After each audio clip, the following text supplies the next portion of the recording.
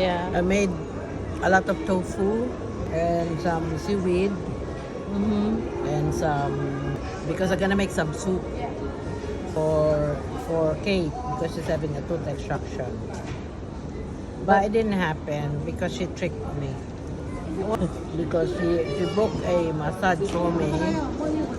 She just tricked me because she said that she's gonna have a tooth extraction. That's why you're off today. Yeah. No, plus I really don't want to work on my birthday. Okay. But I'm not expecting a tooth extraction, so I'm planning to buy a painkiller. While she's having a tooth extraction. Yeah. Ocodamol particularly, and ibuprofen. And I'll cook some soup later. But you ended up instead, where? Look, I'm eating yogurt, frozen yogurt. You ended up eating frozen yogurt. Yeah. And having a massage today. And now you're gonna go. Cinema. It gave me a day treat. Thank you. Happy birthday, Mom. Thank you. Love you. I love you too. Tama ba? Is it correct? Yeah.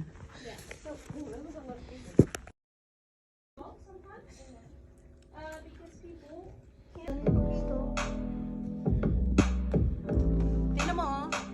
May lagayan ng ng arm. Better. Dito tayo. Kami lang dalawa. Pakita mo nga, ikot mo. Ikot mo yung camera. Dahil lang dalawa sa buong cinema. There's no one here. That one is mine. That popcorn is mine. That is mine. And why you sat here? Because this is our seat. But we are the only one in the cinema. How you doing? Ito yung ilalim. Yan. Go. Go. Pagpalis siya. Pagpunta dito. Pagpalis pa lang. Oh, flat. Pagpapalis pa lang siya. Now, look. Ako pagpalis na siya. Pagpapaganon.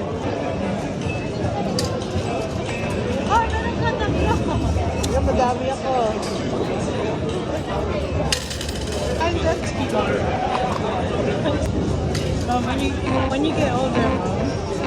Then I'll get my pension and I'll go